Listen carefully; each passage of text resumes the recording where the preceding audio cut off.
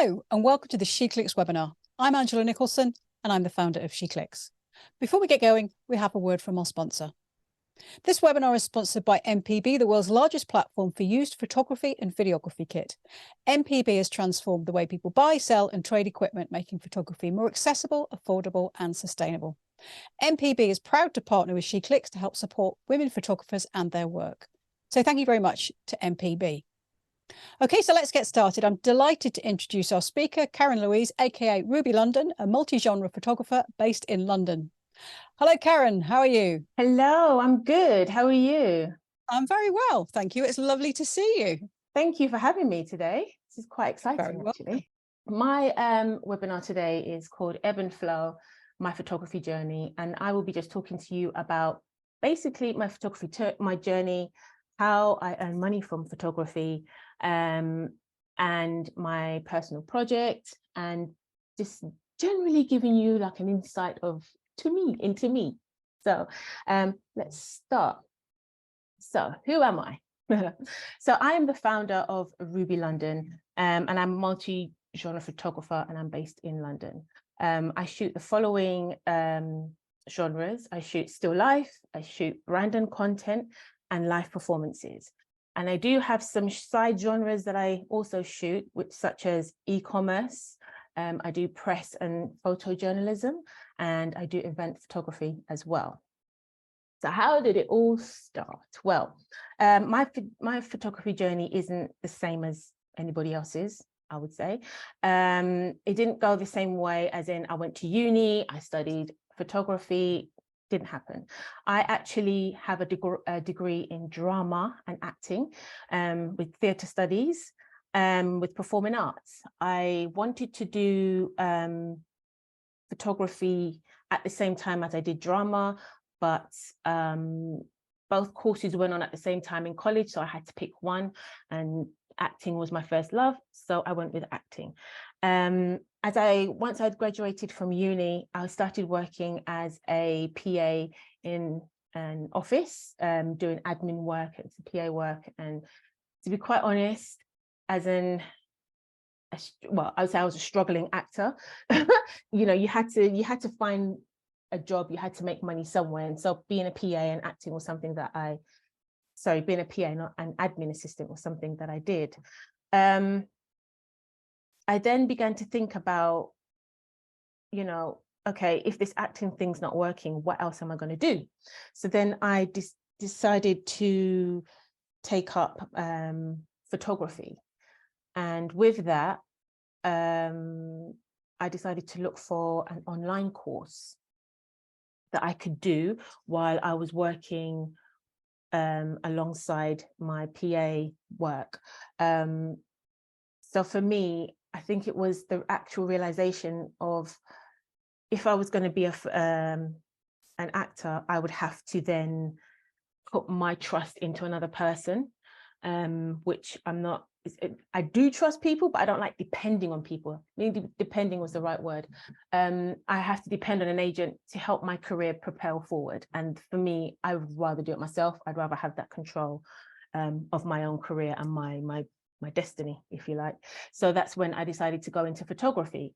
So I studied an online course with the Photography Institute. Now, this is a kind of course that you would work at your own pace. You submit when you can. It was literally molded around you and your workforce, which was great for me. And at the time, you can pay weekly installments of about £20, I think it was at the time. I went on the website recently and realized that it's gone expensive now. So when I did it, it was about £500, and now it's gone up to like 900 and something. And this, I have to say, this course was absolutely amazing. I've spoken to a lot of people who studied photography in university, and I found out that a lot of people have left university but couldn't use their camera properly, because, if you like, university taught them the arty side of photography rather than how to use the camera properly. But this online course literally taught me everything about photography and about the camera, how it works, ranging from, you know, the f-stops through to the blades on the camera. It had so much technical terms in there. I was thinking to myself, oh my God, what have I done? Why have I taken on this course? There was a lot of reading, but I stuck at it because I was able to do it in my own time, which allowed me to soak in all the information that I was actually receiving. So upon finishing that actual course, I was at an event, and I think it was with my dad, and it was a music event. So I thought, as soon as I'm learning photography, I'll take my camera along with me and kind of practice what I've learned from this course, and start to understand what it is that I need to do to become a photographer. So as I was taking the pictures, this man walks up to me and said, "Oh, so you're a photographer?" And I was like, "Yeah, I am."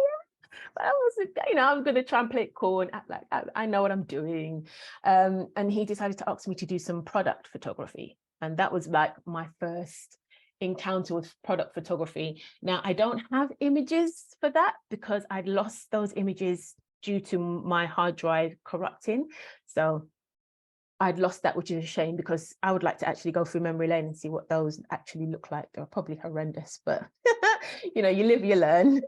So as I was in his shop photographing, he then turned to me and said, "Oh, I have a friend that you'd get along with extremely well." And then he introduced me to Emmanuel Ray. So we got talking and we got on like a house on fire. So who is Emmanuel Ray? So Emmanuel Ray is a London-based presenter and a human rights activist, most properly known as for his column, The Diary of an It Boy. He won Fashion Icon of the Year 2011 at the Fashion of Finest Awards UK, and was nominated for London Personality of the Year at the London Lifestyle Awards in 2012.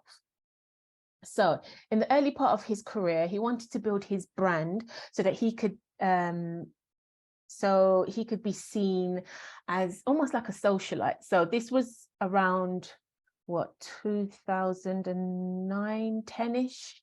So think about that era. We had Paris Hilton being a socialite and all those kinds of things. And he wanted to become a socialite. And then from there, you know, use his human rights activism to, you know, the status from the socialite to help his activism in human rights, which I thought was quite a cool thing for him to do.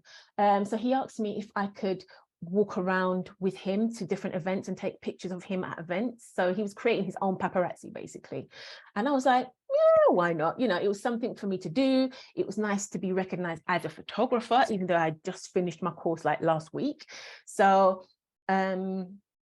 yes, I would walk around with him to different events. This was when I first had my taster of London Fashion Week. So that's me at an event here in this picture with Emmanuel Ray. So when we went to London Fashion Week, I would have to take pictures of him on the front row. So for those who don't know, at some London Fashion Week shows, you get a lot of celebrities on the front row. And if you're sitting on the front row, you are the it crowd. So I was there to help create that hype of him sitting on the front row at these shows. Bearing in mind, a lot of the shows we went to didn't have many celebrities, and the celebrities that were there were like people that you might not have heard of, or they were on TV years ago, and you're like, okay. So yeah, as you can see from this picture, this definitely shows I was at the beginning of my career, because the white balance is off. It's a bit soft, actually, when you look at it. At the time, I was still learning, so I used pop-up flash that came on my camera, hence the reason why it looks the way it does. But yeah, that was my first introduction to London Fashion Week. And again, now I had nobody to ask about how to shoot London Fashion Week. I didn't know anybody at the time, so I just kind of used my knowledge of how to use a camera, and basically came up with these images from London Fashion Week. And that was my very, very first London Fashion Week pictures. And every time I look at them, I always kind of giggle, because the lady on the right, who is wearing like the peach skirt, her skin tone is a completely different color to what she probably actually looks like in real life. So these are, you know, I had no one to ask, so I just kind of did what I did and tried to copy what I saw when I Googled London Fashion Week images. Then later on, you know, attending more and more Fashion Week shows with Emmanuel Ray, I then met a lovely girl by the name of Sama. And at this time, she was a journalist and she was blogging about fashion. And she had a blog called Tall Dark Roast. And again, we got on like a house on fire. Here we go. And she came up to me, and her first words were to me, do you know how I'm supposed to set this camera? But she had a Canon, I had a Nikon, and I was like, oh, this is like a whole other language when you start to asking me about, you know, how to work a completely different brand camera. If you gave me a Nikon, I can help you.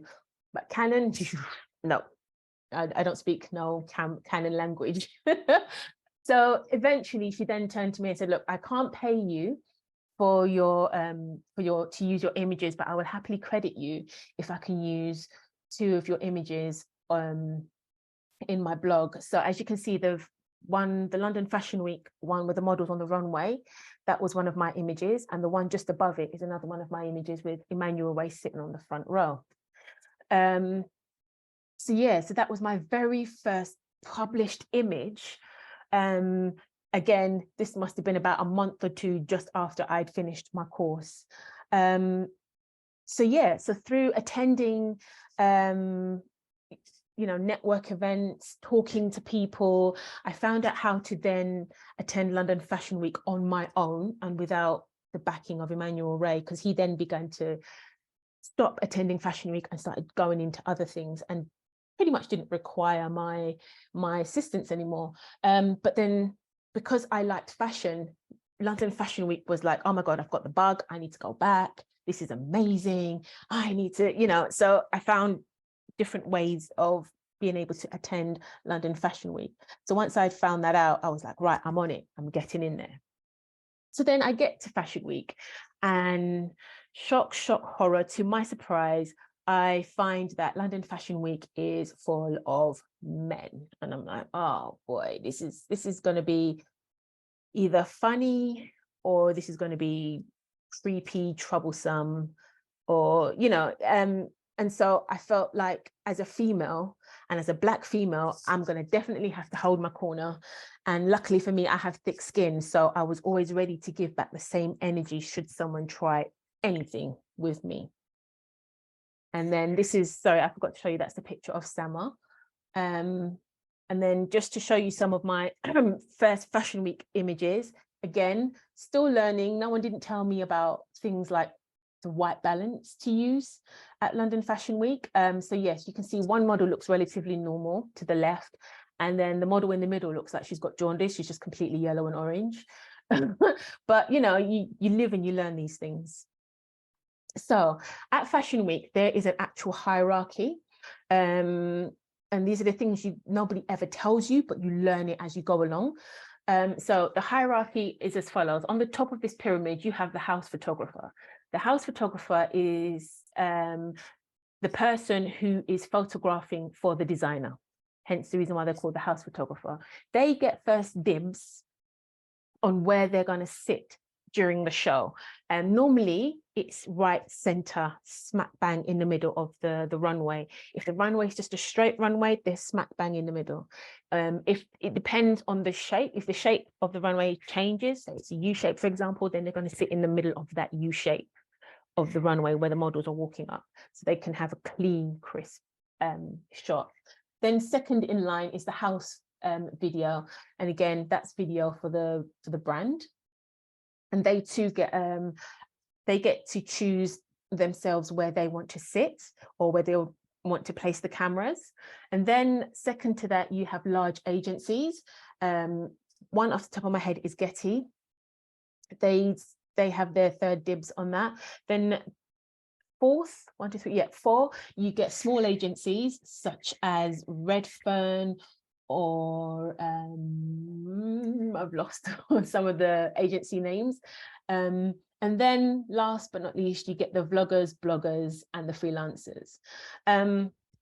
So that's how the hierarchy works in London Fashion Week. Nobody ever tells you this. It's one of those moments where you go and you think, oh, this isn't the right spot. I'll just stand here, until someone's like, you're in my spot, you need to move. Can you go off, please? And then you begin to realize, okay, there's a hierarchy, there's a system, and there's a method. But again, it's one of those things you learn as you go along. So at London Fashion Week, you have the day before the shows actually start, there's a day called markup, where, as you can see, all the tapes on the floor, people would tape where they'd want to stand, including the house photographer, and then you write your name and the agency that you are with on that tape, and that says to anybody that that's the spot that I'm standing in, should there be a show that happens in that particular space. And this happens right across the board, whether it's in the London Fashion Week building that they have dedicated to London Fashion Week, or whether it's in a completely different venue that the designer has chosen. So this is what you have to abide by when you go to London Fashion Week.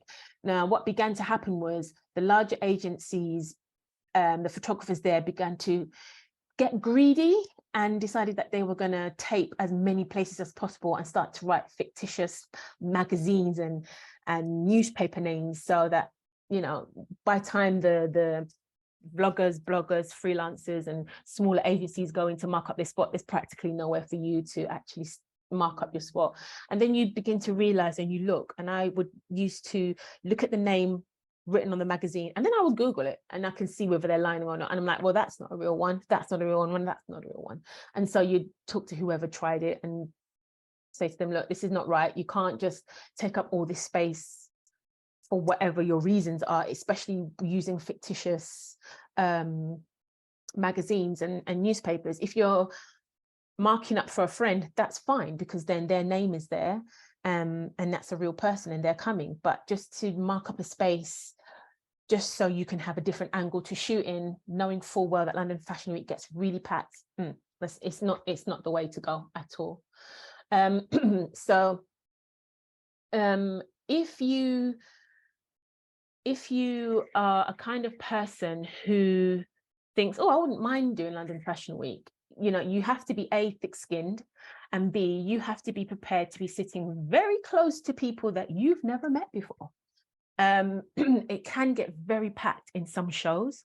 You could be sitting on a stool and someone could be sitting right in between your legs, right there, so that they can sit and take pictures of the runway. So if you're very uncomfortable with people being super close to you and in your personal space, then this is definitely not the genre for you to shoot, because it can be absolutely horrendous. I remember being in one show and a guy must have ran from one show to the show that he got to, and he just had sweat dripping off him, and there were so many of us really close together. And I just remember sitting there thinking, please don't make his sweat drip on me, to the point where I had to turn to him and say, can you just please wipe your sweat because it's dripping on me, even though it didn't, but I was being completely extra because I was just like, ugh. And so he did eventually, but he still continued to sweat throughout the whole show, because obviously when you're standing so close to people, it gets very hot and it's a lot. So sometimes you just have to be like, center yourself and just think, okay, I'm here to get the images, and then just leave. So now you know about the hierarchy. Oh, there's a picture of what it actually looks like and how close you actually are at London Fashion Week. You can see the people sitting on the floor there, how completely crumpled their knees are, because, you know, they can't stretch it out too far because the models have to walk there, and your legs can easily be in the shot of the photographers who are standing above you. Oh, it's a lot. So let me go back one. So now that you know what the hierarchy looks like, I have a couple of incidents that I had witnessed and that had happened to me during Fashion Week. So when I say you have to be thick-skinned, you have to be thick-skinned. I was at a show, and again, going back to the taping on the floor, I went to a show. I didn't need to shoot this show. It was just me being at my leisure. And I stood at the back, and I stood in a spot that had no tape on it whatsoever. I made sure, I know the rules. don't stand in anyone's spot that has a tape on it. So as we were standing, this show was pretty packed. It was running late. It was super hot. And this photographer walks in from another show and he looks and realizes, oh my God, I've gotten to this show too late. And now I can't get a good spot that I want to sit in, or my spot is now gone because everyone's jam-packed in. Looking like that. So I'm standing at the back, and for some reason, I don't know how, but our eyes just connected randomly. So then I just hear from like this side of me, someone going, "Oi, you're in my spot." So I'm like, are you talking to me? And he's like, "Yeah, you need to move from my spot." So I looked down and I was like, no, I'm not in your spot. Show me where your spot is. And he didn't exactly point to a taped spot. He just went, "This is my spot." And I was like, if you had tape on the floor, I would have been like, yes, this is your spot. But there is absolutely no tape on the floor, which means this is a spot for anybody to stand on. So we go backwards and forwards about me standing in his spot. And he then just huffs and walks off and says to me, "Oh, I cannot be bothered to deal with idiots today." And so I just responded, "Yeah, well, this idiot has a spot. Goodbye."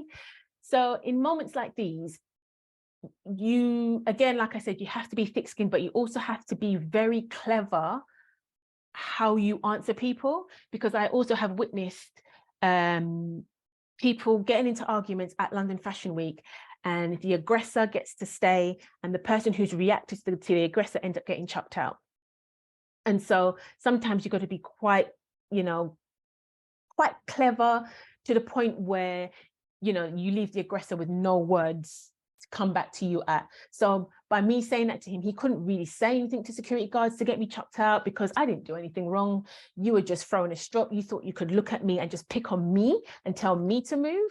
Wrong person. I may look like the lights are on and no one's home, but if you cross me, I'm going to let you know that I'm not standing for that at all. So then at another show that I was in, again, I was sitting waiting for a show to start. It wasn't as big of a show as, say, this one here in the image. This young girl was an intern for the designer, and she was told by the designer's PR that she had to sit in front of me on the floor and she had to film the show using her iPad. And she so she said, "No matter what you're told, do not move from this spot." This other male photographer walks up to her, notice that she's sitting in this spot, turns to him and says, "You need to move out of my spot." And he goes on and on and on, waffling about the fact that he's in national press, he's this, he's that. He saw that she was young, he saw that she was new. You can see she was quite timid. And so he thought he's going to flex himself and try and make himself seem a bit, intimidating towards her to make her move. And as I was watching this going on, bless her, she didn't move at all. But in a weird way, I could see her heart was racing because of the way he was going on. Because he was like, "Where's security? I'm going to have to talk to security about this." And he was just doing the most. And eventually, I just kind of matched his energy, his tone, his stance. And I just turned to him and said, "Look, the PR told her that she is not to move. She is staying where she is. She is not moving. This is not a big show. You've got ample amount of space that you can go and shoot in. Just go and stand over there and shoot from over there. You've still got space to shoot." And because I matched his energy, his tone, and his physical stance, he backed down and walked off. And then I said to the girl, "Don't worry, he can't do you absolutely nothing. You've done nothing wrong. You're doing what you were instructed. He can't get you chucked out. He can't do absolutely nothing. He's just throwing his prams his toys out of the pram, sorry, and he's just trying to flex his invisible muscles." And so it helped her to relax, knowing that I was there to help or back her up in these instances. And so 6 months later, I then saw this young girl again. Well, I didn't see her. She recognized me first. You do get in Fashion Week a literal role of people coming and going. And sometimes you see the repeat photographers and sometimes you don't. It depends on how If they've enjoyed it, they'll come back. If they didn't enjoy it, then they don't come back. So 6 months later, she comes up to me. She goes, "Oh my God, you're the photographer that stuck up for me at that show, and that guy was picking on me at the show." And I was like, "Really? Okay. Hi, how are you?" Like I did not remember her face whatsoever, but she remembered mine, and she said to me, "I'm so glad that you did that. Thank you so much that you stuck up for me. I really didn't know what I was going to do. I was really scared, and the fact that you told him off for me really helped me. Thank you so much." And she had a friend with her as well at that show. And so she was telling the friend what happened and what I did, and she goes, "Can we stand with you, please?" And I was like, "Yeah, sure." So it was almost like being a mummy figure, and I don't even have kids, which was nice. So I found it quite nice that my actions were appreciated, because I can't stand people trying to intimidate other people. It really irritates me. So to see him do that to her, knowing full well she was new to the whole Fashion Week saga, I was like, no, this is not going to happen on my watch. So I always try to, if I see a female being bullied by a male photographer, I will try my best to help them out, or help her out, sorry, rather than just stand by and watch it happen and not do nothing, which had a tendency to happen at London Fashion Week, because nobody ever liked to get involved. Well, I'm going to get involved, and I'm going to defend my fellow female photographer any which way I can. So from there, I'm just going to show you a couple of my favorite Fashion Week shows that I attended. But these fashion designers no longer show at London Fashion Week, which is a shame, because I actually quite like their shows. So this first show here was at Julian McDonald, and as you can see, he's got the lovely Winnie Harlow walking, and many other famous models there. That was quite an absolutely amazing show to shoot. It's quite surreal when you see, like, I don't know, Winnie Harlow, for example, on TV, and then now you're in the same room photographing her. You're like, "Oh my God, this is so cool." And as you can see, the audience were quite excited by the whole show itself. It was just absolutely amazing. Another show that I quite enjoy shooting is Advenic. They do extremely beautiful dresses, have very beautiful models that they have walking the runway. But what I like is the effort that they put in for the background. So as you can see, I think the concept for that season was circus. And so the women would walk out of a circus tent down the runway.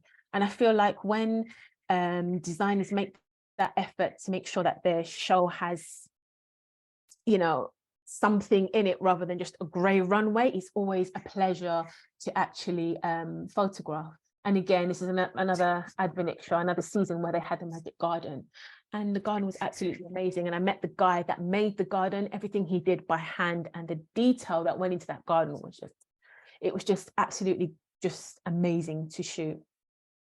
Another designer that I absolutely love was Ashish. His fashion shows are always colorful, non-stop color. It is amazing. This one was based on the Yellow Brick Road. And obviously you can see the models are wearing like wrestling masks. So again, that was another pleasure to shoot. It's colorful, it was lively. He's been known to have models on skateboards. He had, I think the last time I shot it, one model had a snake on him. It was just, it was again a pleasure to shoot. And that's another Ashish show where he had models in different color afros to match their suit, to match their outfits. And again, it was absolutely amazing. And even though this is quite a gray, bland background, the pop of color really helps to shoot that runway. Anya Hindmarsh, she makes handbags, but she went all in with the set, with the clothes, everything. I couldn't find a full picture of her set, but basically it was like them coming down a mountain like that in the show. It was absolutely amazing to shoot. And anytime I know that she's got a fashion show on, I will break my neck to get to one of her shows. And a lot of photographers do, because she puts so much into her shows. This is another Anya Hindmarsh show. And the models would come out of the house, but then by the end of the show, the models would, not the models, sorry, the roof of the house opened upwards, and there's this big glitter ball just, you know, releasing all that lovely glitter ball glass reflection everywhere. Again, great show to shoot. This one was from London Collections Men's Fashion Week, and this brand is called Sibling. Their name is kind of told you what they are, they're brothers and sisters. What I liked about this was, even though again they had a grey dull runway, the pop of color, the guys with the pink hair, there's a guy holding a teddy bear to walk down the runway, it all looked absolutely amazing. And then again, another Sibling show where the theme for this one, or the concept, was boxing and sport. And so, you know, their play on that gave you a show looking like this, and all the male models were, you know, feeling quite macho and stuff like that. I'm just going to go back again to defending and helping fellow female photographers at shows. I want to stress how important it is to have your tribe, not just in Fashion Week, but in any genre of photography that you shoot. Finding and having your tribe is the most important thing, because it helps to give you that support system that you need, not just again in your genre, but in general in life. I met Ika and I met Denise at London Fashion Week, and we have been the Three Stooges ever since. We've gone to Denise here on the left, no, on the right, sorry, that's her picture there. We went to her wedding, which was in Italy, Lake Como. It was absolutely amazing there. I've stayed at Denise's house. We talk on the phone. We do all, we are like, as the Caribbean culture would say, Denise and I are like Batty and Bench. We're at festivals together trying to get selfies with the celebrities. We're going to events, shooting. We would refer each other work, or we just generally support one another and, talk to each other and etc. And it's the same thing with Ika as well. We have a WhatsApp group where we talk to each other. We ask each other questions. No question is ever stupid. If you have a question that you need to ask, I just ask Denise and Ika and see what they come back with. So it's nice to actually have your tribe, because the support system there, you do actually need it, because it can actually get quite lonely sometimes. And so having that support system there is very, very important. So I first met Ika at Fashion Week, but he was part of an agency that I also had joined. And then I met Denise through a friend called Tony, who also attended Fashion Week.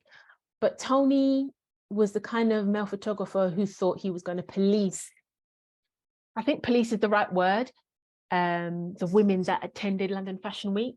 So what he would do is he would say something so rude to you, to the point where you're just like speechless, because you're like, where did this come from? All I did was walk in the room, and now he's completely rude to me. He caught me once, and I was ready for him the next time I saw him. So the next time he said something rude to me, I was ready, and I had my ammunition, and I was pow, pow, pow, pow, pow, and I gave him back the same energy he gave me, and he thought it was absolutely hilarious. He then turns to me and says, "Oh, I know a person who you'd get on very well with. She's just the same as you." And I'm thinking, bro, come on, like, who can be the same as me? Like, I'm one of a kind. And so he then introduced me to Denise, and I'm not gonna lie, when I saw Denise, I was like a kid in a candy store, because at Fashion Week I was the only Black female there, or so I thought. Clearly Denise was there, but she was in other shows that we weren't in the same shows together. So when I saw Denise, I was like, oh my God, there's another Black female photographer. Thank you. This is what I needed. If she decided she didn't want to be friends with me, I was going to be friends with her, because I was holding on tight. Like I say, people come and go from Fashion Week, and I was like, I'm not letting this person go. This is another Black female photographer, and we're going to try and take over Fashion Week as two Black female photographers if we can. This was all going on in my head, by the way. But we got on like a house in fire, and then our friendship kind of blossomed from there. There were times where I would ring Denise, and I'll give you an example. When the Queen died, and they were sending her body from, is it Balmoral in Scotland? Balmoral into London, I knew that they were going to be going to Buckingham Palace. So I thought, let me go and photograph this. It's in a historical moment. This is my logical side talking. You know, it's a historical moment. You know, it'd be good to have some images. And then my other half of me was like, I want to go home. It's cold. It's raining. I really don't care. I just want to go home. So I ended up phoning Denise and asking, you know, saying to her, look, Denise, I need to have words with you. I sent her a picture of where I was standing. I had a really good spot, and I was like, I need you to have words with me because I really want to go home right now. And again, she just reinforced what my logic side was saying. And so I ended up shooting the coffin as it passed into Buckingham Palace. And then I uploaded that onto my agency. Another way to find your tribe is to be a part of like Facebook groups. So for example, I'm a part of She Clicks, which is again, a female photography group that is also made by a woman. So always be in Facebook groups that are with people that look like you, as it really does help. I'm also part of the UK Black Female Photographers group. And again, being in a group like that is quite important as a Black female, because I've been in Facebook groups where I've seen people had to defend themselves because people have either had their prejudices against people, or they treat people in certain ways, and you always have to defend yourself as either a Black person or as a female. And so being in a group like the UK BF it just allowed you to be you. You can go in and, you know, as I said before, Black people have a lot of colloquial sayings. If I go in the group and I say something, I know I'm going to get the response that I'm looking for. And so that, again, that support system is there. Yeah, so always, if you can, be in a group with people that look like you or shoot the same genre as you. It really does help having that support system there. Okay, so I'm going to quickly go through with you what's in my bag, and the type of equipment that I use. To be honest, I have two main lenses, and that's my 24-70 and my 70-200. And they pretty much cover the zoom range, if you like.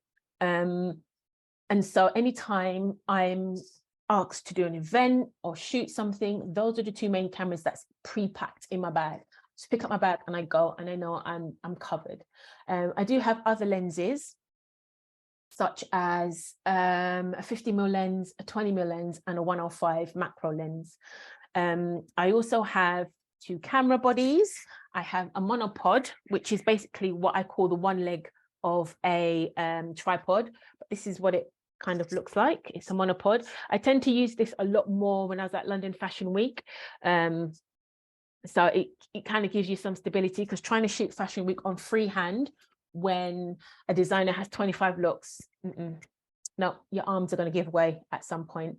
I have off-camera flashes. I have softbox for the off-camera flashes, card readers, laptops, batteries, and I tend to use rechargeable batteries for my flash because it works out cheaper and you can just recharge them, and it's eco-friendly. I also have a step ladder or a little stand, because sometimes you might be at a red carpet event, for example, and you need to, depending on where you're standing, if you're standing at the back, you're going to need a ladder to be able to shoot over people's head, and I'm only 5'5", so I definitely need that. And I also have my NUJ card. And for those who don't know what an NUJ is, it's a union for journalists. It started out for written journalists or journalists that write, and then they added photojournalists on at some point. I do not know when, so I'm sorry. And that national NUJ card is recognized by a lot of companies and businesses, not businesses, but like authoritative figures like police officers, for example. So when I was shooting the Black Lives Matter protests, I wanted to get a picture of the protesters in the front and get a picture of the police at the back with the police written on their uniforms. So I wanted that shot, and the police officer wouldn't let me through. And it's like, no, nobody's not allowed to go through this way. So I showed him my NUJ card, said, actually, I'm a press photographer. I was like, oh, okay, that's fine. And he allowed me to go. So having one of those in my kit is very, very useful to get, to have. And I'm just going to go through some of the images that I shot using those particular lenses. So this one was shot at a music concert by Common. For those who know, he's an American rapper from the late 80s all the way through to modern day. And I shot this on a 24-70 millimeter lens. It's great for things like music photography. Again, I shot a theatre play using the same 24-70 millimeter lens. So for things where you've got action like this, or more than one people that you want to fit into one frame, a 24-70 is perfect for that. The next one is my 70-200 millimeter. So I shot this music. This was a festival actually that Maya was singing in, and for some reason, music festivals like to have their stages super tall, and they don't always allow you to bring a ladder to the actual show itself for health and safety reasons. So having a 70-200 millimeter allows you to capture the person on stage and at quite a good focal length using, you know, either the 200 millimeter side of the lens or in between. I also mainly use the 70-200 on London Fashion Week catwalk because it's the kind of lens that has a good compression and it's great for fast-paced environment. So you could also use it in sports as well, should you need to. My 20mm lens, I used that a lot during the Black Lives Matter protest, which I'm glad I did, because as you can see in the background, you've got Nelson's column there, and then you've got this bright banner of I Can't Breathe in the with the flag, multicolored flag as well. So it was nice because it gets in a lot of what's happening in the scene in order to tell the story. And this one, again, I used a 20mm on that. I'm quite surprised at how it came out because I think 20mm lenses are mainly used for like landscape or architecture. So to use it in this situation, I was quite happy and chuffed with how it came out because I thought it'd have been a bit more distorted than that. So yeah, so with the 20mm lens during the protest, it allowed me to get right into the middle of the action of what was happening. If I'd used my zoom lens, I would have stood back from where I was and I would have got a picture.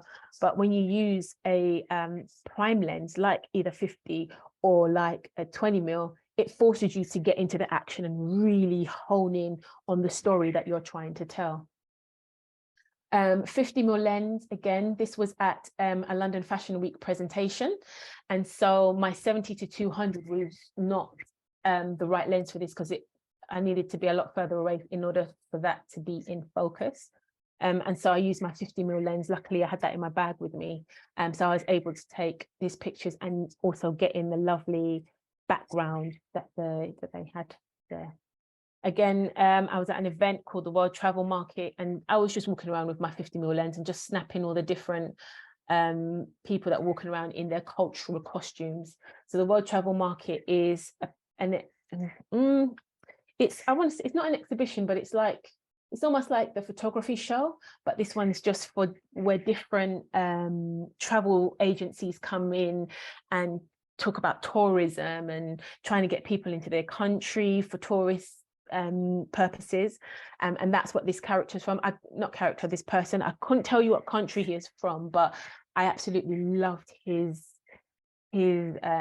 costume that he wore, his cultural costume, and he himself had a character, so that it drew me to snap a picture of him. My 105 lens I use to do headshots with.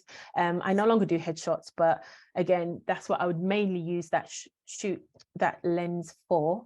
You could also use a 105 to shoot product photography as well, but at the time when I had the lens, which I still do, I mainly used it for headshots. Okay, so earning money as a photographer. During my Fashion Week years, I began to think about where my photography was actually going, because I began to realize that fashion doesn't really pay. If you are in that top 1%, like Annie Leibovitz, sorry if I said their surname wrong, Marino Testino and those kind of photographers, if you're in that top 1%, you're going to be getting paid. if you're under that, you're not. There's never any budget. And whether that's in magazines, newspapers, anything that deals with fashion, there's never really much of a budget to pay people. And so the same with London Fashion Week. If you aren't the house photographer, you're not really getting paid. You're doing this based on syndicating images to your agency. And so if you were like an agency like Getty, you'd have your photographer there to do that, and the Getty photographer would then get paid by Getty to shoot that show. Or if you made a deal with the designer to shoot as their house photographer, then you were getting paid there. But those kinds of jobs was more about who you knew that could recommend you, more than you just being able to walk up to a designer and go, oh, let me shoot your show for you. It just kind of didn't happen at all. So I began to think about what other genres that I could shoot. So I did. I began to add things like events to my roster. Shooting events to me is it's kind of the easiest genre that you can shoot. So you go in, you shoot, you have your certain settings that you like to shoot at. That you kind of use your go-to camera settings every time you shoot event photography. And as you can see, I did a TikTok event there, and the lighting in there was amazing. And I could have I shot all night. But so event photography, once you've got the images that you need, you go home, you color them down, you make very minor edits to them. And that's things like making the shadows a little bit brighter, or turn up the exposure, or turn down the highlights. That is it. You just send it to the client. That is it. Done. No hassle. No Photoshop required. This can all be done in either Capture One or in Lightroom, whichever you choose to edit. Still life. So I began to approach some brands that I wanted to work with, but again, in order for them to want to use you, they have to know, like, and trust you. So I will come to talking about that later on. In this image here, this is I shot this image for National Lipstick Week or Day, National Lipstick Day, and so for me, it was a way to show potential clients what my skill set was. So because I was only using it for Instagram and for social media, the rule I set myself was to not put too much into it, or to not spend too much money into it, which kind of made it quite awesome to shoot, because then it made you get more and more creative and gets your creative juices flowing. And so so that was something I did off my own merit. This one is for a candle company called Hand and Herb, and I knew the owners from previously. So again, I built that know, like, and trust with them. I first shot with her on her film that she made called Danny Boy, and I did the behind the scenes for them, and I also shot the poster on that for them. And so because she knew and respected my work, she came back to me each and every time. And so when they started their candle business, this is something that, they asked me to do. And this was launched during COVID. So it was based around rituals and self-care and lighting a candle and inhaling all the lovely herbs like lavender that helps you to relax and unwind. And one of the things that came with the candles was an obsidian crystal, and that is supposed to give you protection. And so for me to relay that story behind the candles and the ingredients, and why the candles have this concept, I kind of brought it to life so you can physically see what they were going for. So you can see I'll use my mouse because I'm pointing to the screen that you can see. Oops, let's go back. So you can see here, that's this obsidian crystal. That's the lavender that went into one of the candles. I think this one is chamomile. They used other ingredients like cinnamon and vanilla. And so the black circle is representing the circle of protection from the obsidian crystal. And I know a lot of people who like crystals and believe in crystals also tend to sage their house. So I thought I'd add that in because that's also part of a ritualistic and holistic approach to, you know, self-care. I just recently added brand and content to my roster, but then I took off doing portraits and business portraitures as well. So what I did was I decided to combine that into brand and content. And what I do there is provide unique images that is for that brand only. Nobody else can use it. It won't be found on Google. It's a bank of images just for that business only. So this is a guy who needed some branded images, and he works in IT. Well, it's not even IT, it's something like networking. It's a very long title. I couldn't even tell you what it is. But I went to his house to shoot him. And this was done in his kitchen, believe it or not. And so he had beautiful light coming in from the kitchen window, as you can see. I'm still pointing at the screen that you can see me. So yeah, and so I used the space that I had to, you know, create images that were for him. I still shoot live performances and musical theatre. Here, this is an image from Pegasus Opera Theatre Company, the Aspen Papers. And this is from the Red Hot Chili Peppers' performance that they did in London last year. And this image was then ended up in the Sun, I think it was, in the Sun newspaper, which was nice to see. So my side genres that I tend to, that I will still shoot because they bring in more money, well, not more money, but they do have a constant stream of income for me, is e-commerce. So that, you know, the white background, as you can see with these shoes here, and very soft lighting. And that's some more e-commerce stuff that I shoot here. This one was done for Next, and I will come to, well, I'll say it now. I work for Next in their photography studio as well, and I shoot some of their e-com stuff. These pair of shoes were not from Next. This was from another independent brand.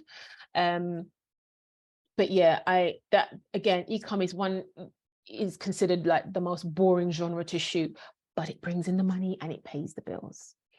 I also do press work. I will kind of give you a bit more about press work a little later on. And so, you know, just to show you that some of my work that's ended up in like the Daily Mail from the Black Lives Matter protest. There's the picture. Oh, it's the mirror that the image from the Red Hot Chili Peppers ended in. This is a Christina Aguilera image that was in the Sun online, and it also was in print. If I can show you.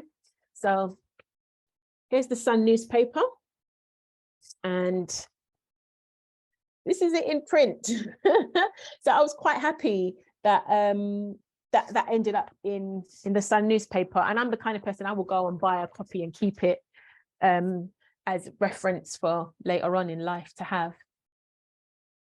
Okay, so as I've narrowed down my, you know, the genres that I shoot, I'm going to kind of explain how do I find my clients and how do they find me. So finding clients really depends on how active you are in finding clients. And these are some of the steps, kind of strategies that I use. So the first one that I do is networking. So I attend as many networking events as I possibly can. But I like to attend networking events in the summer and not the winter because I don't like the cold. And I know it sounds weird, but I also find that in the summer, people are more happier. People are willing to say yes to things in the summer. So I always tend to go during like the summer, the warmer weather. I also am active on social media. So I use my social media solely for my photography. There's nothing personal of mine on there. So being active on social media, I mean, you're posting as much as you can. I recently started doing reels and going back to having your tribe. I spoke to some of the girls from the UK BF TOG group, and I was asking them, you know, just to have a look at my page. What do they think of it? And they said I had a really cool Insta page, but they don't know what I look like. They don't know who I am. And in order for people to want to use you and your services, they've got to know, like, and trust you. And if they can't do that, they're not going to really want to use you as a photographer. So I kind of recently started doing more reels, and it doesn't have to be anything too grand. You just do something super quick and put it on there. What else is there? Using your resources that you already have. So, you know, you've already got clients that know you. Remind them that you're there. Remind them that you do photography, and you know, just ask them, you know, spread the word for me. Let them know that I'm here should somebody need a photographer. You've got things like marketing yourself correctly. If you know your brand and know who you are, you're able to find your clients because you're going to market directly to them. So things to think about when you're marketing yourself or marketing your brand or putting your brand together is to know who you are. So who am I? I am a founder of Ruby London. I'm a multi-genre photographer based in London. I shoot the following genres: still life, brand and content, and live performances. I like to think of myself as an artist of visual stories. 50% of my photography is documentary, and the other 50% of my photography is creative, fun, and dramatic. I have also had I've been featured in many outlets like The Standard, Rolling Stone, Billboard, The Mirror, Daily Mail, just to name a few. And then I've been approached by Channel 4 to be their photography consultant on the TV series I Am Danielle. So that tells the person who I am, what I do, and you know what I shoot as a photographer. And if you do have any big names that you've worked with, always mention it, because it gives the person meeting you for the first time that peace of mind that, oh, well, if Channel 4's worked with her, then she must be all right. She must be the real deal. She must be doing something good. So I want a piece of that too. And they'll most likely want to hire you. Another thing to think about is, who do I help? So my photography is for product-based business owners, entrepreneurs, freelancers, people that require images for LinkedIn, and you know, those kind of businesses. So you need to know who you're helping in order to market correctly. How do I help them? I provide businesses with a bank of images that are unique to their brand and their story. We believe that photography is the most powerful tool that can help businesses connect with their customers and communicate their message in a more impactful way. So once you're able to start building your brand and who you are, it gives clients that know, like, and trust feel. And you always got to try to make yourself be as invisible as possible. How do clients find me? The first thing and the most important thing that everybody should be doing, and I know not a lot of people know about it, is putting metadata into your images. So what is a photo metadata? So a photo metadata is a set of data describing and providing information about rights and administration of an image. It allows the information to be transported with an image file in a way that can be understood by other softwares like Google, search engine optimization, and human users. So I didn't know about this until I started submitting my images to agencies, and the agencies would say to you, you'd need to fill in like the creator's job. You don't have to put your address in, but I just put the city in, email and website. You fill in the title. So for example, London Fashion Week, I don't know, Julian McDonald presents his 2023 season at London Fashion Week.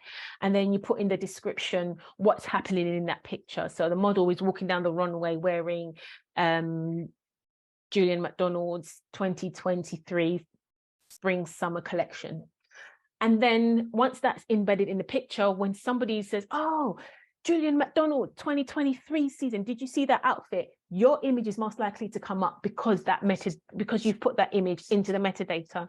And then that person might click on it and goes, oh, I quite like how this picture looks. Who is this photographer? And it goes from there, and it has like a little knock-on effect. So making sure that you actually put metadata in your images is so important. And I didn't realize how important it is until I've had clients come and find me either via Instagram, because again, they might have typed in a keyword, my images come up and my images have the metadata put in there. And that's how they found me. Or people just Google something and my images come up. And again, they've done that rabbit hole and have just followed where the image leads to.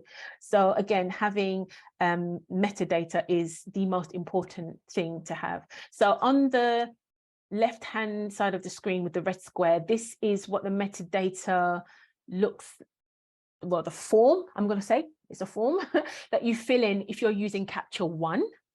And if you're using Lightroom, this is what it looks like if you're using Lightroom to fill in your metadata. You can preset your metadata, and I always preset my metadata too. So it's a quick flick, and it's done. So this is what the metadata looks like in your actual image. So if you find an image that you have, right click it, and then on a Mac, you say get info. This is what it looks like. So there's all the keywords that I filled in. So should somebody type in any one of those keywords, my image would come up. It shows you the date, the size of the dimensions of the image, the color space, and then you can see in the description what this image is about and what event it's from. And there's the headline, live at WOW Festival. So again, if somebody's going to type in something about the WOW Festival, which stands for Women of the World, that image would be most likely to come up. So another way to be found by clients is through professional bodies. So you've got professional bodies like BPPA, BIPP, SWP, AOP, and these are professional photographic bodies. So professional photographic bodies are recognized bodies that offers photographers a plethora of benefits, including qualifications, networking, opportunities, recognized awards and training. You do have to pay for the membership. Some offer them yearly and some offer subscription, some offer monthly payments and some offer both monthly and yearly. I'm with the AOP, which stands for Association of Photographers. I think you kind of I've realized that a lot of professional photographic bodies are all acronyms. So like the AOP, SWPP, you kind of know when you see one because they always shorten their names. So at the moment, I am with the AOP and I have their assistant photographer membership, and that membership costs about £100 and 50 pence for the year, which is in hindsight sounds expensive, but it is actually quite cheap. Or you can do monthly payments of about £8.16 a month. And I've been with them for a while. And when I first signed up to them, I was like, oh my God, I'm spending £100. This better work. So, so I took the time out, filled in my profile completely, and with as much information as I can. And then I'd say within about 6 months, I got a contact from a photographer through AOP asking me to assist him on a photo shoot for Zoho, which was great.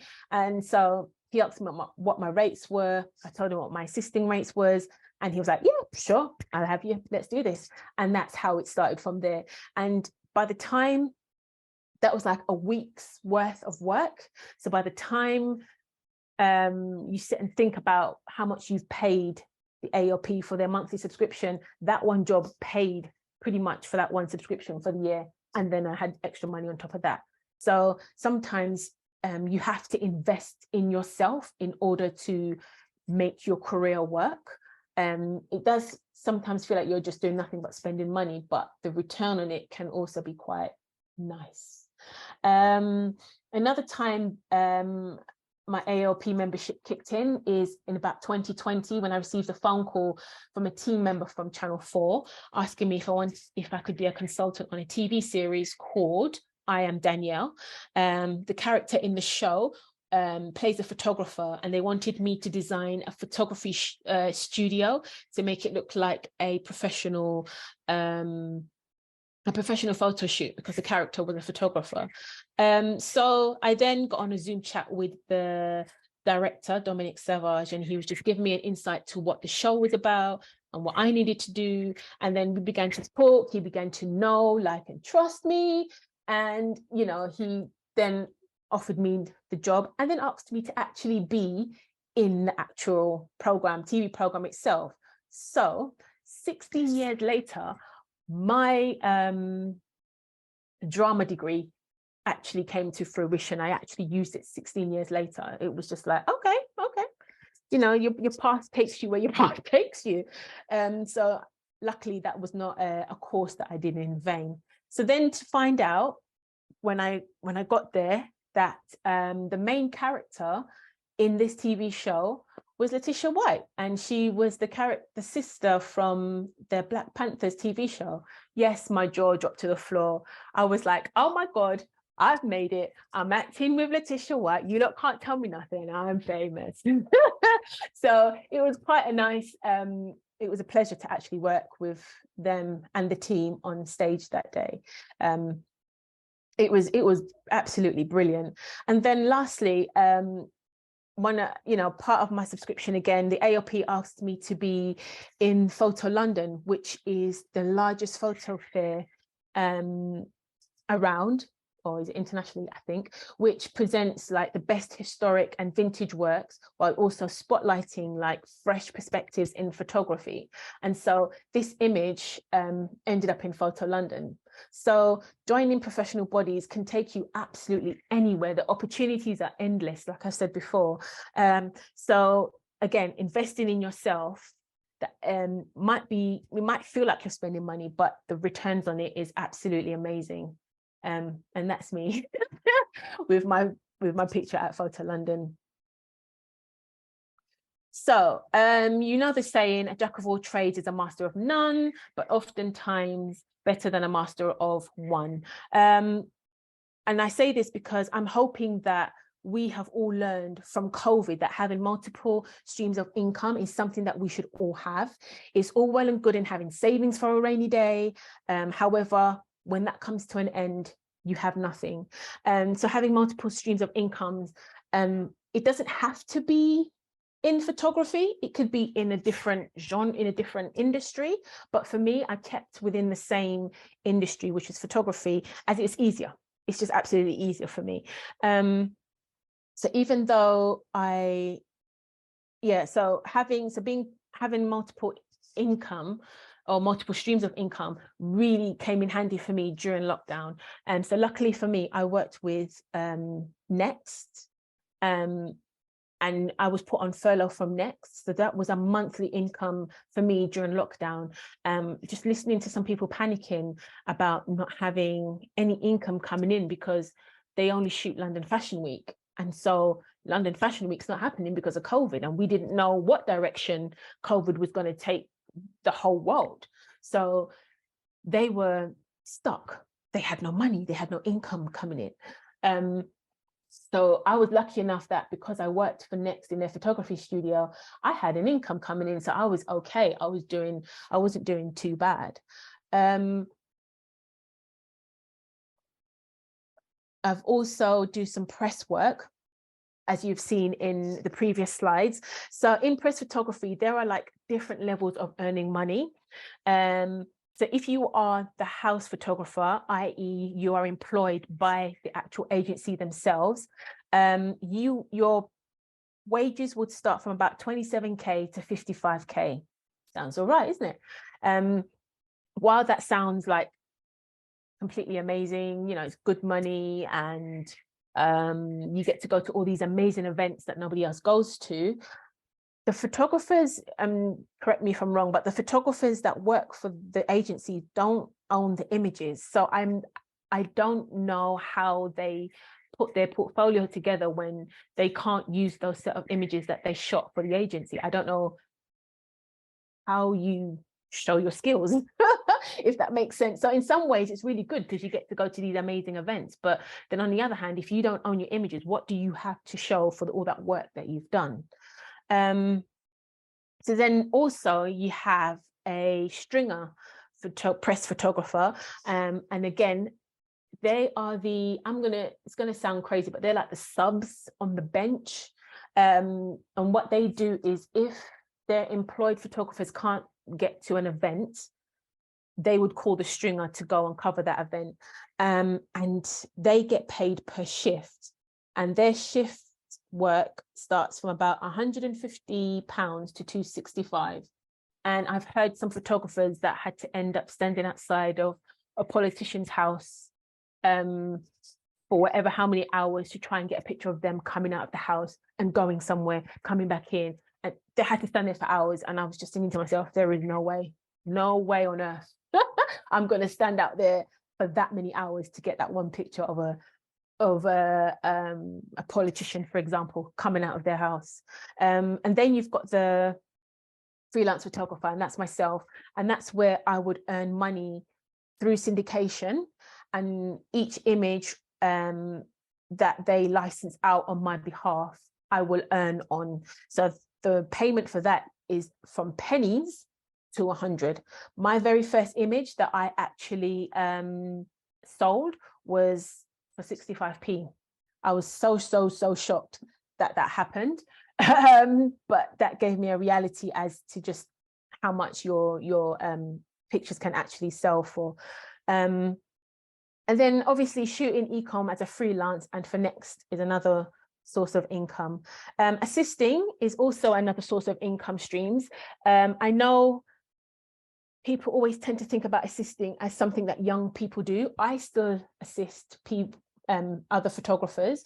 Again, it's another income stream. Assisting photographers can be for anybody, so don't ever think that it's not for you because you're too old. That's absolutely unheard of. As an assistant, you are deemed as the person that helps the photographer. You are the support system. You're there to keep things calm. You help them with the lights. You help them with the digital side of things, i.e.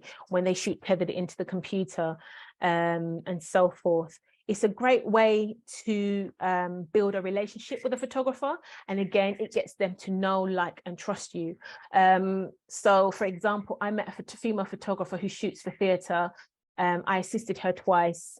And then now she's asked me to cover some photography work for her that she couldn't quite get the chance to do. And we built a relationship in that time of me assisting her, that she knew what my skill set was. Obviously, we got on like a house on fire, and she trusted that I knew what I was doing because I, showed that when I was actually assisting her.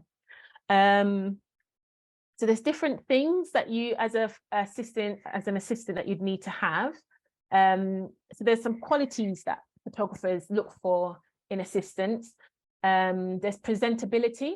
So, when you turn up to work, make sure you're wearing the appropriate footwear. Don't come wearing those sandals and socks or anything with your toes out, because obviously that's a health and safety issue. If something falls on your feet, you're done for. So you wear appropriate attire. Always wear black, because on sets, if you're wearing a bright pink t-shirt, it can create a color cast and cause issues. So black is a bit more forgiving and creates that negative space, and it doesn't reflect back onto the subjects that the photographer could be shooting. Also, you got to have a shower, the usual things, self-hygiene, just look like you've come ready to work. Technical knowledge and ability. That comes with knowing about lighting, understanding lighting, and it's the same thing with knowing about the software that is available out there, knowing about the different hire houses that's out there to hire the lighting equipment from.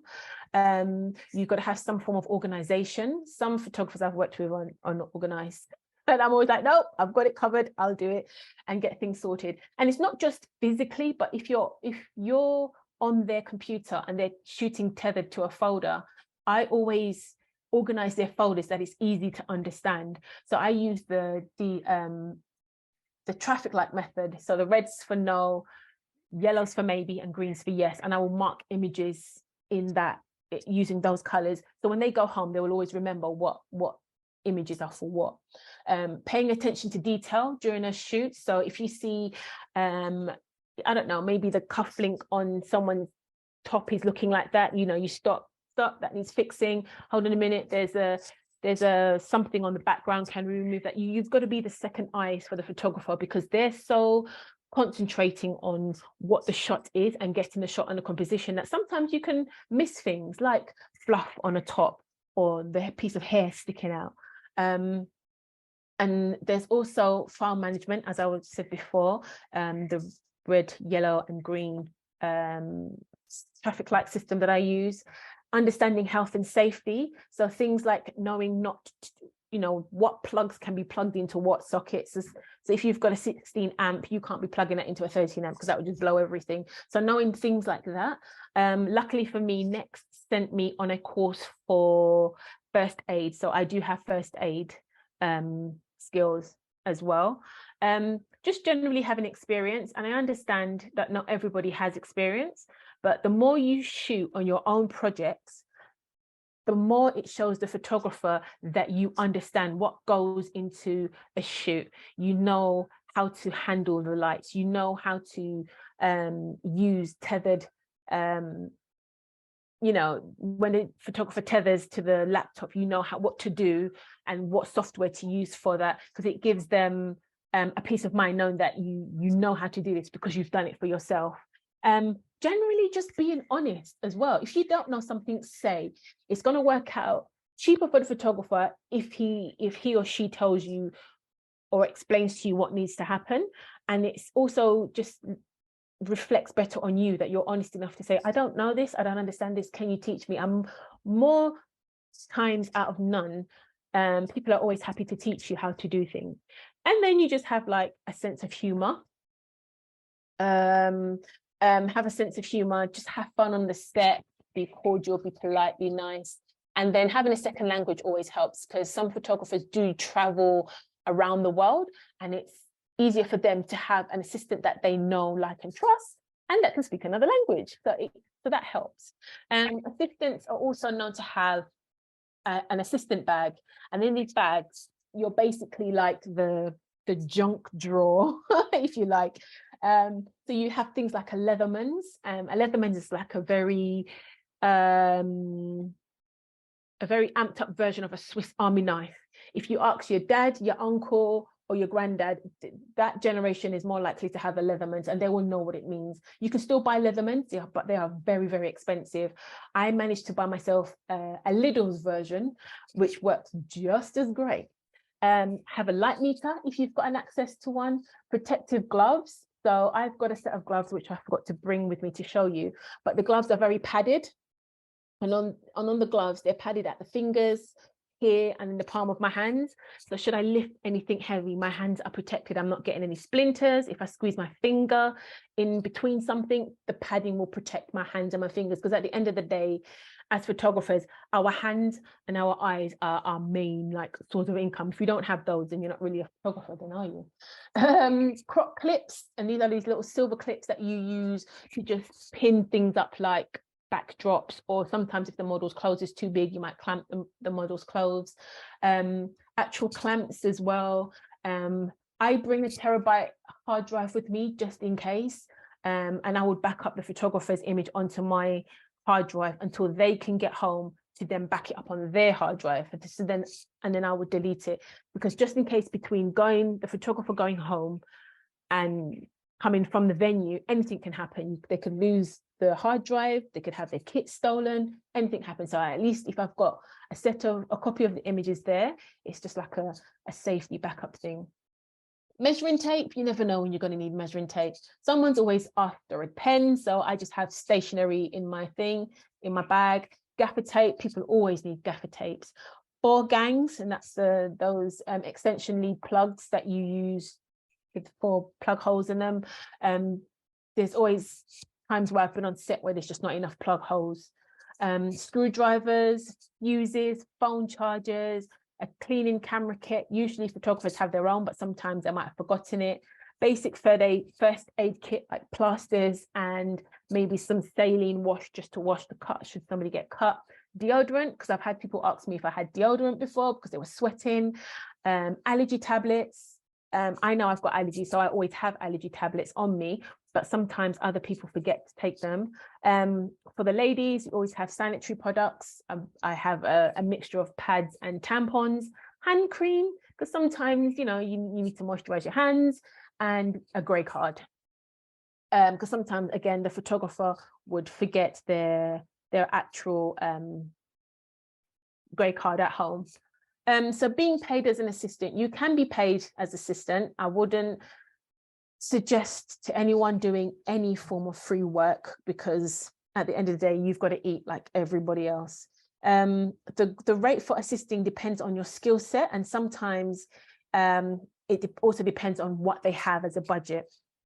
So I would say the lowest that you start off with assisting is about £250. And obviously, the more skills you have, the higher your price can go. I feel that if somebody contacted you and said, look, this is our budget, it's £125, I feel like anything lower than £200 is not worth getting out your bed with. This is London. Prices are absolutely high. The living wages is not matching, the price surge that we're having over here. So for someone to offer something as low as £125 to an assistant, I take offense to it, because at the end of the day, not only do they have to take out 20% for tax on that, time they pay for their travel, pay for a bit of lunch, do whatever, that money's gone.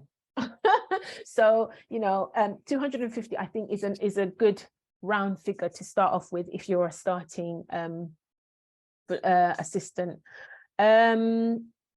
So when you get an email, always read it carefully, always read it more than once to make sure you understand what it is that's being asked of you.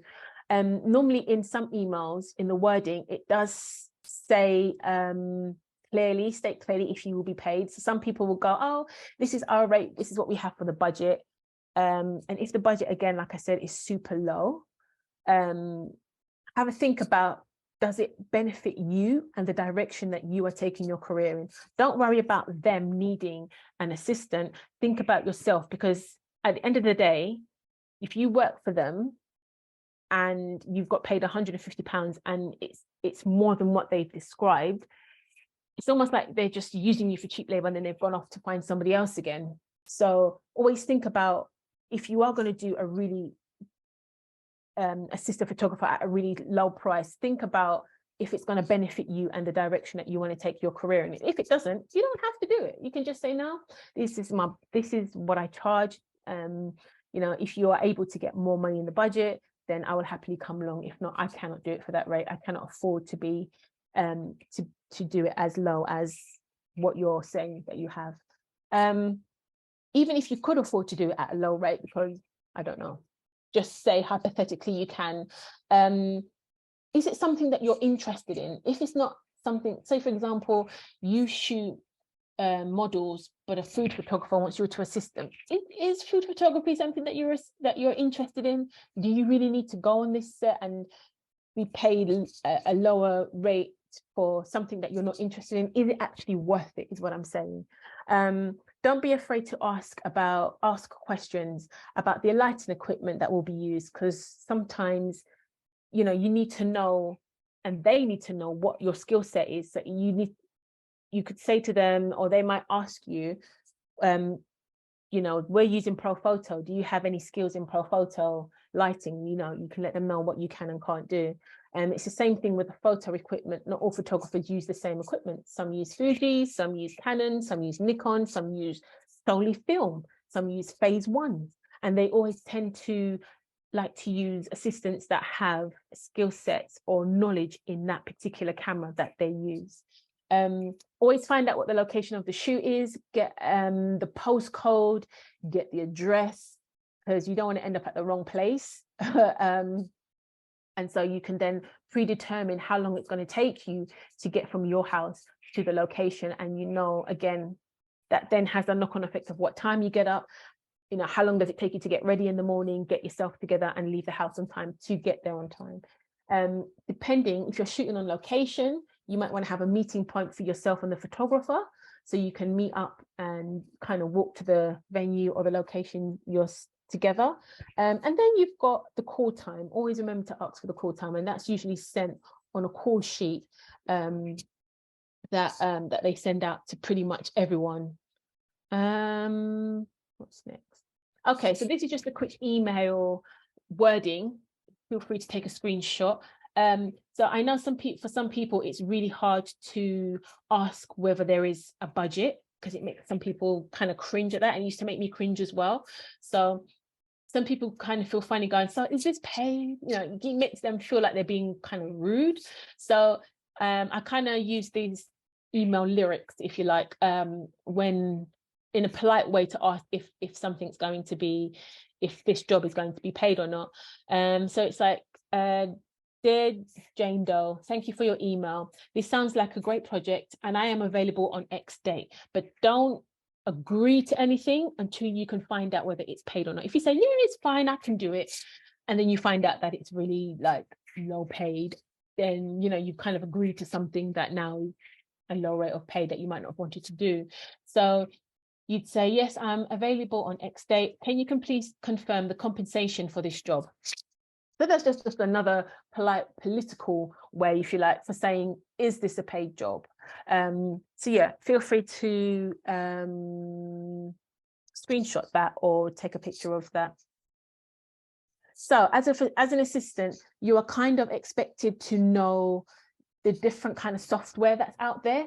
Capture One at the moment is the main software that a lot of people use, a lot of photographers use, and they expect you to know the basics of it. And then you've got Photoshop, Lightroom, and all the Adobe suites that's out there. I would always suggest that, for example, if you use Lightroom, but you don't have Capture One, download the trial version of Capture One, get to know it, get to know how it works, get to know what it's like when it takes in raw images, get to know how to export it and all sorts of stuff. So should a photographer go, oh, I use Capture One, is that okay? Fine, I know how to use it, it's fine. You've got a copy of it on your laptop. A photographer would also expect you to kind of have an awareness of the different lighting brands. So you've got Bowens, you've got Profoto, you have Ari, you've got Broncolor, you've got Breeze, you've got Kino Flows, you've got Elinchrom, and you've got Einstein. So Bowens used to be the light of the heyday. And then Elinchrom came in afterwards, and then Profoto came in and kind of just wiped everybody clean. So now wherever you turn, you will find a lot of photographers and a lot of photography studios that use Profotos. Ari, okay, to explain Ari is the really big lights that are mainly used in film. So if you're in a scene and they want to make it look like it's daylight and sunny, you use this big, bright, constant light that shines in the scene and it looks like it's daylight. A lot of photographers tend to use that when they're doing a shoot to make it look like they're outside when they're inside the studio. There's a couple of trickeries that they do there. Broncolor, I would call it the Ferrari, I would say, of the lighting brands. It's quite expensive, it's up top there. I've played around with it a couple of times, but it's very rare that I find a photographer who uses Broncolor, but Broncolor is the primo of the brands. Kino Flow, I don't even know how to explain a Kino Flow, but they remind me of the lights that you'd get in, say, like a hospital with the tubes. Some photographers, you would use that, but again, that brand is kind of fizzling out as nobody really uses them.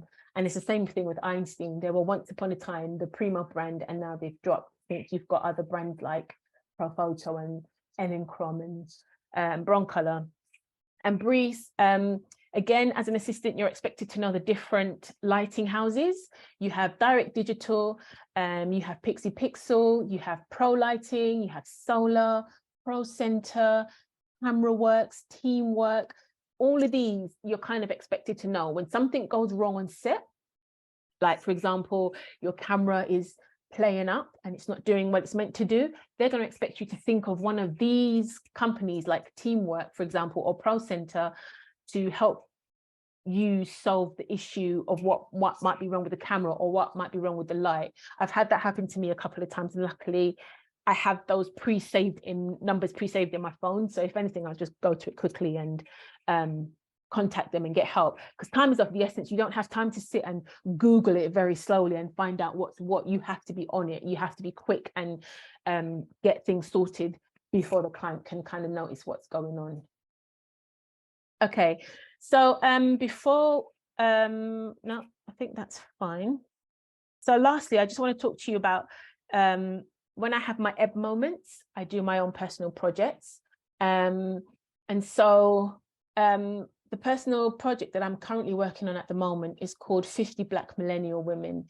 And how this project came about, it was a phone call from a friend, and he had read a sports magazine, and on the front was a picture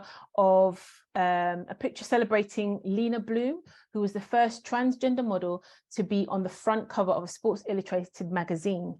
While we're not taken away from Lena Bloom's story, he began to think about Black women and their journey and why it isn't being as celebrated as some. He did a research into the magazine and found out that in the years that the magazine had been in publication, Tyra Banks was the one and the only Black woman that's ever graced the front of the magazine. So as our telephone conversation continued, he said, as a white cisgendered man, seeing the lack of diversity on the cover of this magazine saddens me, because there are Black women out there who have made good careers for themselves and who have come from a poorer upbringing, and yet they get little to no celebrations and acknowledgements given. So we then decided to put a photo series together that celebrated Black women who were born in the UK and that made careers for themselves. And the only two stipulations that we had was that they were not allowed to be an influencer and they were not allowed to be a celebrity. And this was going to be like a visual representation of Black women in different industries. The end goal of this photo series was to produce like a coffee table book, have an exhibition, and it be a resource of information and courage and, you know, whatever else for young Black girls to give them the courage to go for the career that they want, and that knowing that there are Black women who are in their chosen career. So this is just to show you some of the, so this is one of the ladies here that was part of the project.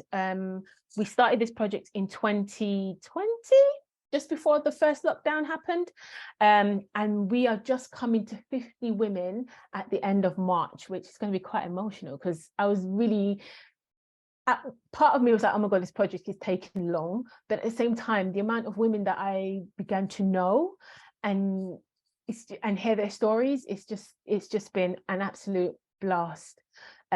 This is another one of the women. So what we'd make them do is you'd have two outfits. Your one outfit is your workwear, what you would wear when you're going to work. And the other outfit is what makes you feel glamorous in. So this lovely lady here, she owns her own business. She has a jewelry brand. And so this was her glamorous dress, which I absolutely loved. When she walked out, I was like, yes, she did not come to play. She looked amazing. This is another one of our, just to show you the difference in the outfits. So literally I would help them pick out the outfits, because they usually would bring more than one glamorous outfit with them, because they don't know, you know, what might go and what might not go. Some of them would bring, you know, outfits like the one in pink, or some of them would come in their traditional African outfits or cultural outfits. And anytime I see those, I get so excited, because it's nice to see people still holding on to their culture, still keeping it within their generation, because it's all too easy for a generation to not want to be a part of their culture because they live in a westernized country, and they want to do what the Westerns do, and you begin to lose your history. And so seeing her in their cultural outfits absolutely brings me a lot of joy. And that's just a quick behind the scenes of, you know, like my lighting setup and me working with the ladies. She does look a bit weird standing there, but as I explained to her, I'll explain to you, you know, having triangles in a woman when she's posing helps to create curves and shapes and flattering, just makes it flatters a woman's figure. Other than that, I just wanted to say, you know, the rapper P. Diddy had a brilliant quote about mindset.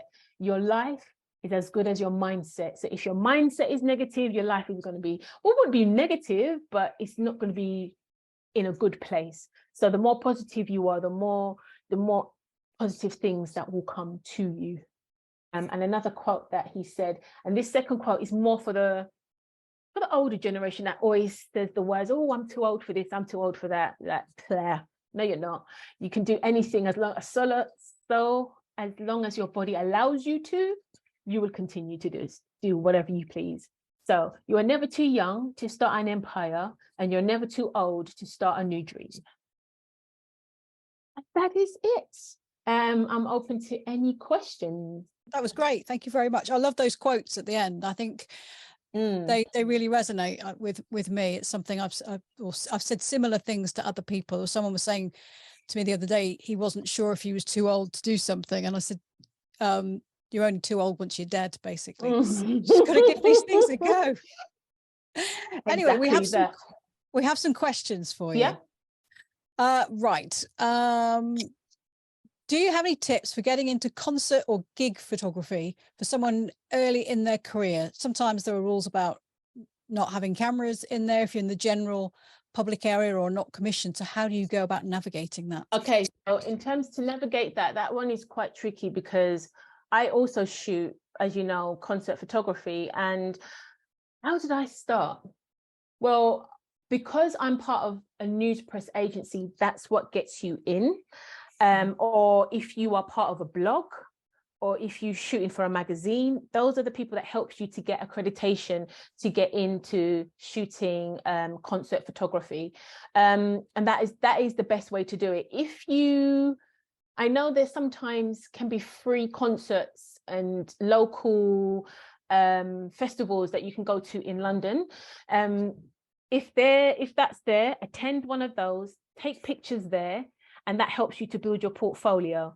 And then once you've built it that way, you then can approach the news press agencies and say, look, I would like to do some syndication with you. This is what my portfolio looks like. And then they'll tell you yay or nay. And then from there, you can kind of get your accreditation to into concerts and stuff. And I'm not going to lie, it can be tricky. You don't get into them all the time. I was really heartbroken when I found out I didn't get Lizzo's accreditation to shoot Lizzo, because all the accreditation was gone. I was like, no, you know. So yeah, there's times where they will tell you no, and there's times where they'll tell you yes. Yeah, it does sometimes depend where you are, because you know, if you live a slightly more remote area, then you know you might find that the local paper a lot of local papers, they're desperate for content. They're trying to produce it all the time, and they're desperate for photographers to send them pictures. So you might be able to, you might get lucky there. But if you're based in central London, that's probably a bit of a leap. They're quite welcome. Okay. Looking at still life, when you're taking photographs, still life images for a client, how many images do you actually take and how many do you hand over? And do you charge by the image or by the job? And is that broken down to an hourly rate? I charge by the job, so I give them my day rate. And with the in terms of how many images I give over, that's one of the questions that I ask them. How many images do they require and what do they need?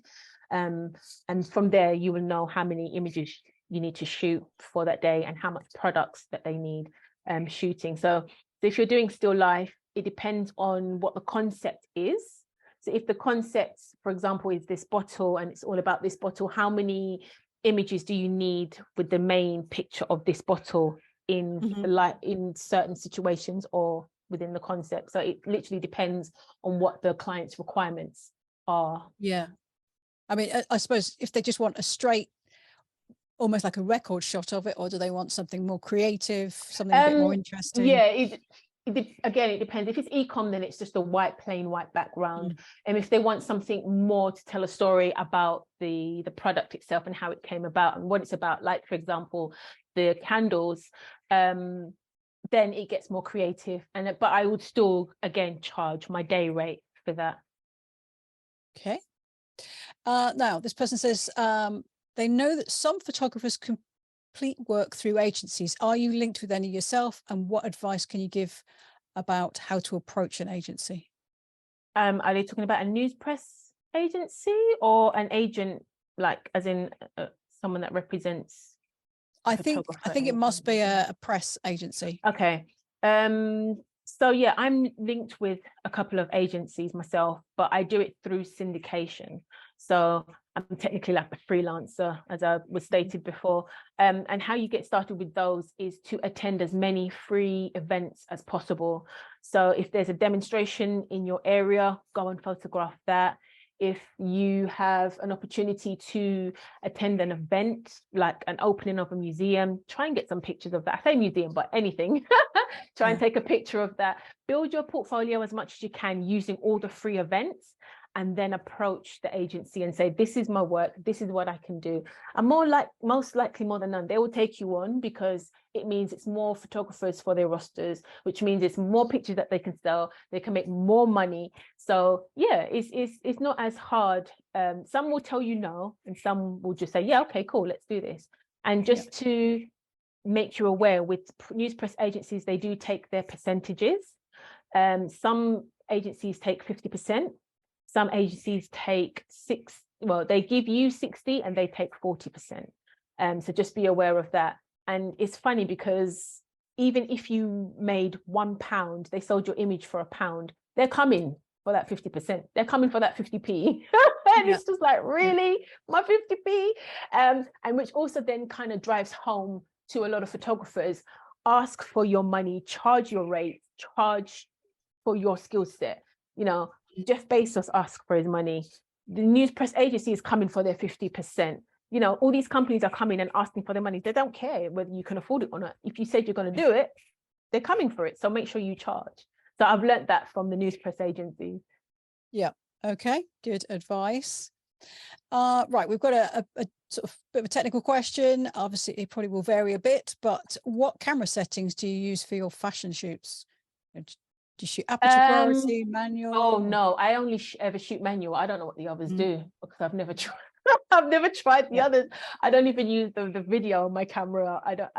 I shoot manual. So normally what you do is you need to know what your shutter speed can go up to with a flash. And by this, I mean, on a Nikon, I can only go up to about 200 or 250th of a second.